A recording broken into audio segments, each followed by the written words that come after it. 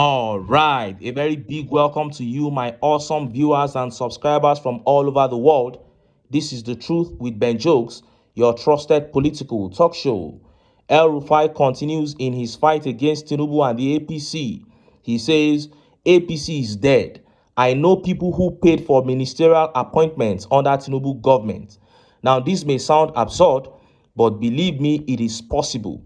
It is possible that some current ministers paid to be made ministers. That is how greedy the decision makers of this administration can be.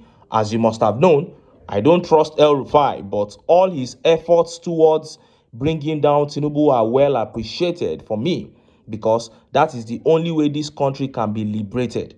Check this out. Nigeria spends 1.26 trillion on debt servicing in 2 months. You heard me right. 1.26 trillion in just 2 months to service debts on top loans that Nigerians did not benefit from. And we have about 8 new loans still waiting in line to be collected before June this year. If you look at the 2025 budget, that budget is going to be funded, 80% of it will be funded by loans. If this is not a disaster, then tell me what is. And few hours ago, Governor of Bauchi State, Governor Bala Muhammad, declared his readiness to work with His Excellency Peter Obi to recover Nigeria. And just as Nigerians were yet reacting to that, that fresh update on the NATASHA AKPABIO saga began making the rounds. The Nigerian Judiciary, as an arm of government, has been rubbished by the Senate, or call it the legislature, a fellow arm of government. Now the judiciary has angrily attacked Senator Godswill Akpabio for going ahead to suspend NATASHA after a restraining order was issued by the court, and the judiciary is now threatening to jail Godswill Akpabio if he does not revert his decision to suspend Senator NATASHA. Before I show you details of these top stories and how Nigerians reacted, let me quickly show you this video. This video here is a very shameful one, and it further confirms Akpabio's guilt. Senators calling Senator NATASHA's allegation false without any investigation, and then going ahead to pass a vote of confidence on Akpabio. See the video. That will make Nigeria any worse than you may think she is right now. We have hope in this country, and we know that things will get better, things are getting better, and we'll continue to work, in overriding public interests to ensure that we move this country forward. We have heard you loud and clear, but we need to concentrate on our work. So if we do not debate this matter any longer, if we do not appear on media houses to discuss this matter, if we choose to just be silent on this matter and let, the court do their job and let, things just take their natural course, know that it is a deliberate decision on our part, it is intentional, and we are doing this in order that we do not get distracted.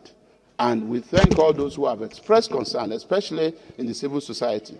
But in thanking you, we also beg you, in overriding public interest, that you please be objective in your analysis, and that you also save energy for those genuine victims of sexual harassment who will also need your time and attention.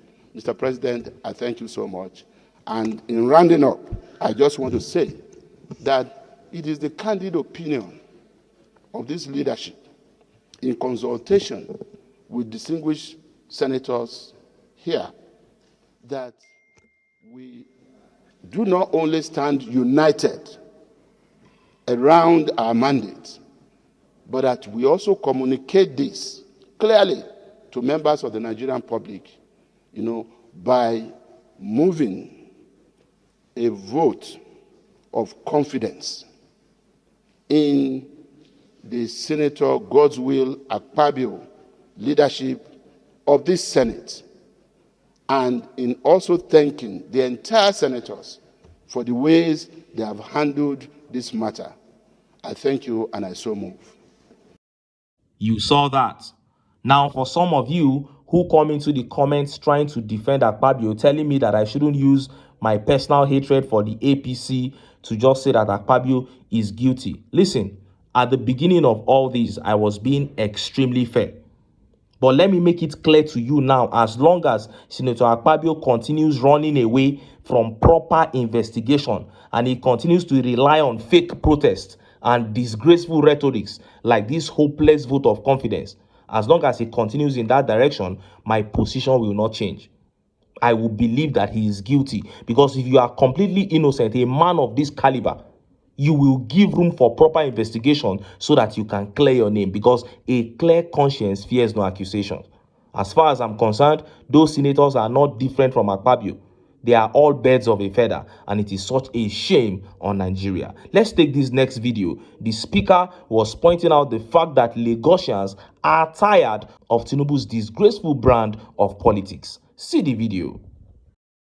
So, like I said earlier on, President Tinubu is in a very tight position. And let me be very frank with you. You're going to see some steps that he will take.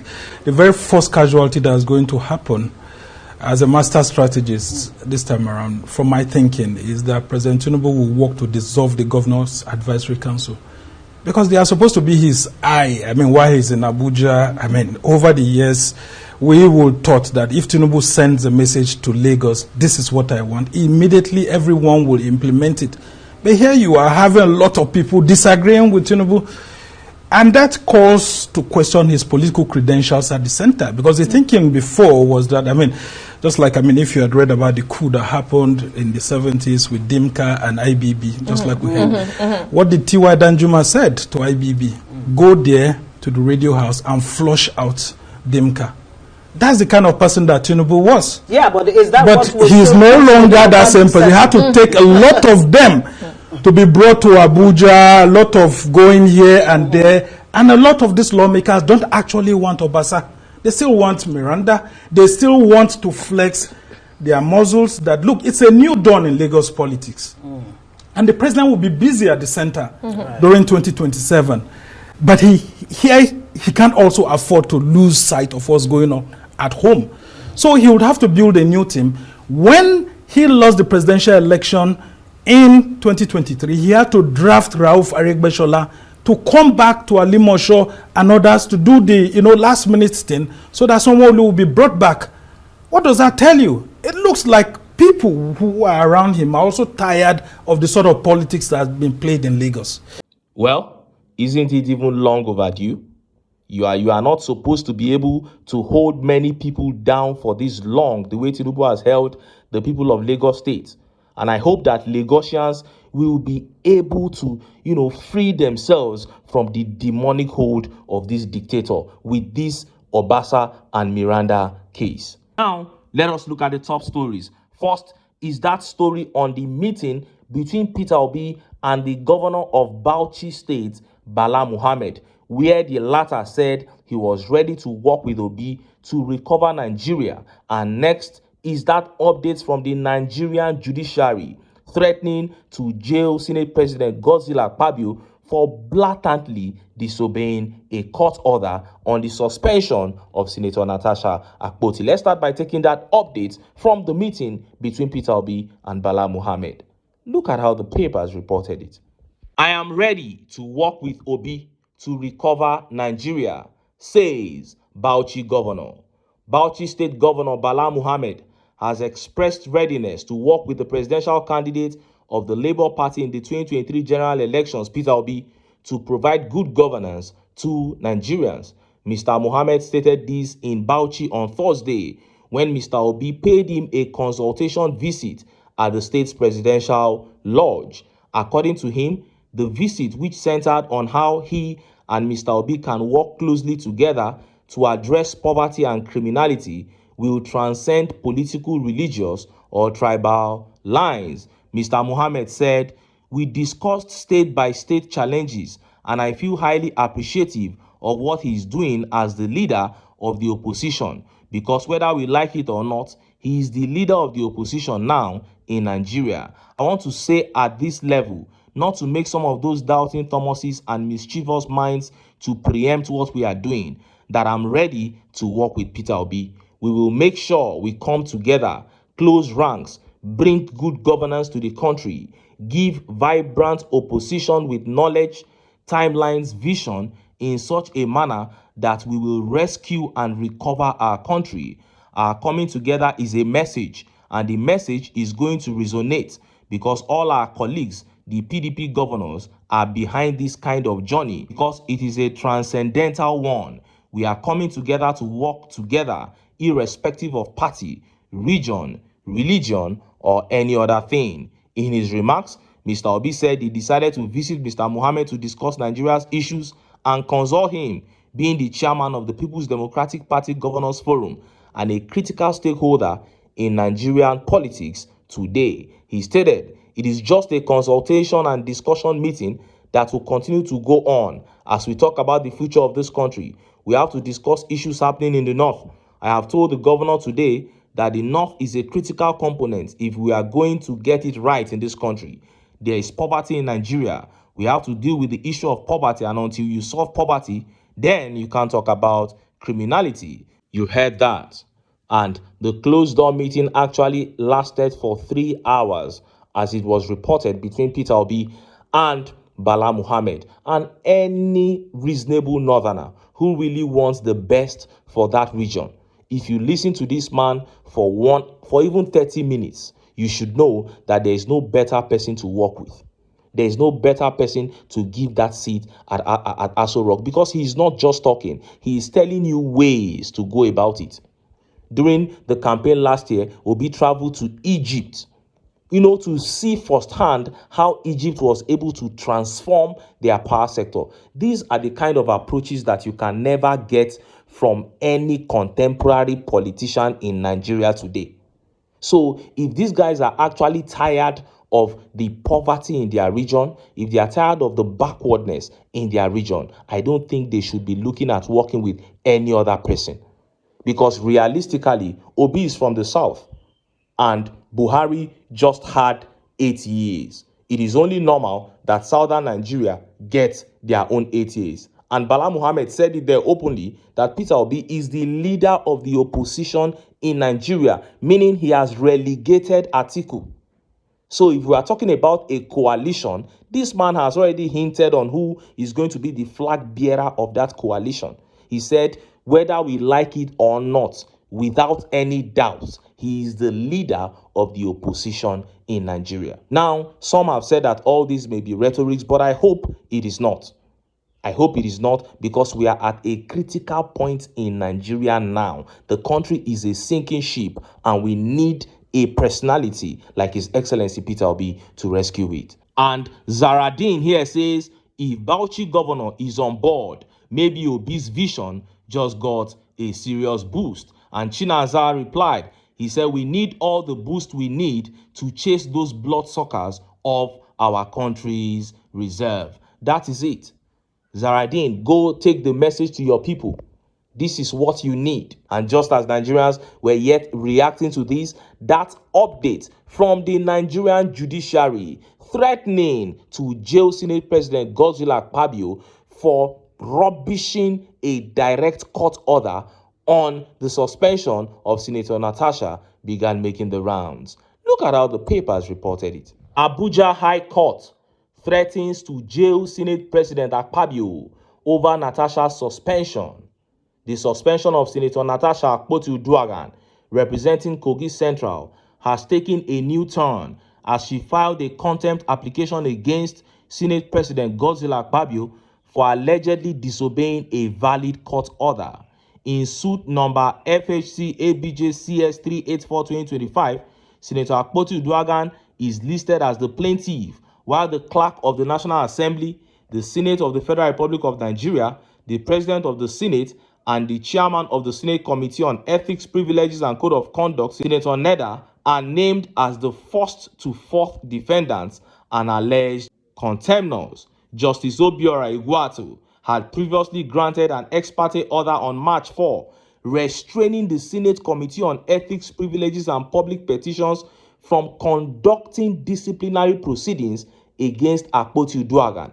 Despite the existence of the court order, which was widely publicized, the Senate proceeded to suspend Senator Akpoti-Uduaghan for 6 months over alleged misconduct. The Senate also directed that her office be sealed and ordered her to hand over all Senate property in her possession to the Clerk of the National Assembly for the duration of the suspension.